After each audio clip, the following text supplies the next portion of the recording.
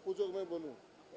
पहले आप बोलो फिर हम पूछेंगे। आज ये जो हो रहा है, राजस्थान विधानसभा की आज की कार्रवाई अप्रत्याशित रूप से अकारण स्थगित की गई है। और जिस समय यह बहस चल रही थी उस समय मैंने सदन में उठकर कहा कि ये मिली भगत का खेल है और दोनों तरफ से मिलकर इस कार्रवाई को स्थगित किया गया है। मुझे दुख है इस बात का कि एक बार पहले जब मैंने आरक्षण के बिल पेश किए थे उस समय भी मेरा बोलने का नंबर था, इसी प्रकार का 3 मिनट का हंगामा करके सदन को स्थगित कर दिया गया था। और आज भी मुझे विधानसभा अध्यक्ष जी ने ये कहा था कि आज आपको बोलना है, लेकिन उसके बाद मुख्यमंत्री जी और संसदीय कार्य मंत्री जी सब मिलकर जाकर मुख्यमंत्री से मिले, विधानसभा अध्यक्ष से मिले और उसके बाद में ये कार्रवाई पहले स्थगित की गई।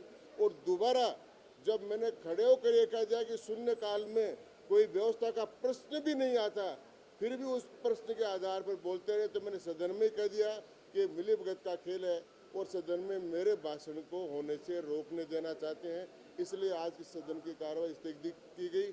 मुझे कह देते कि आपको नहीं बोलना है और सदन की कार्रवाई चला लेते तो कम से कम अन्य मान्य सदस्यों को बोलने का तो मौका मिलता। क्या आपको लगता है साहब, क्या खुलासा करने वाले थे? आप तो अपनी बात ही करने वाले थे, डर किस बात का था? इसकी वजह से जो है अब जो डर रहे हैं उनको पूछो डर किस बात का।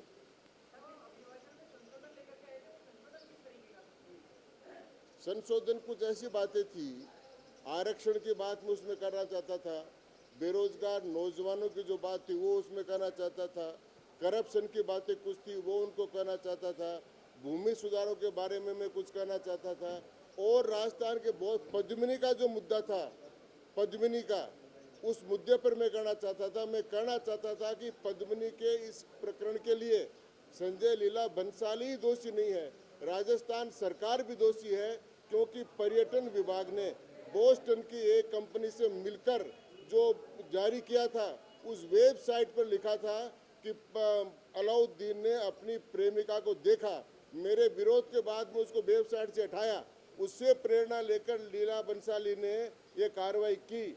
और इसलिए मैं पद्मिनी पर बोलना चाहता था। मैं बोलना चाहता था कि कुल करणी उत्तम करी, एकलिंग इतिहास, पद्मासन के पास पहुंची पद्मासन के साथ।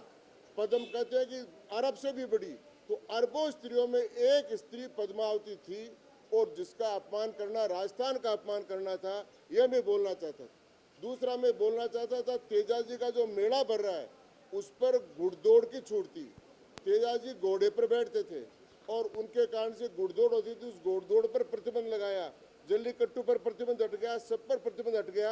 हम चाहते थे कि तेजाजी की जो मेला भरता है उसमें भी घुड़दौड़ पर प्रतिबंध हटाया जाए, ये बात भी मैं कहना चाहता। और बहुत सी बातें थी जो मैं कहना चाहता था जो राज्य की जनता के हित में थी, लेकिन मुझे कल भी रोका गया और मुझे आज भी रोका गया। अब मैं कोशिश करूंगा कल कि मैं कल फिर बोलूं।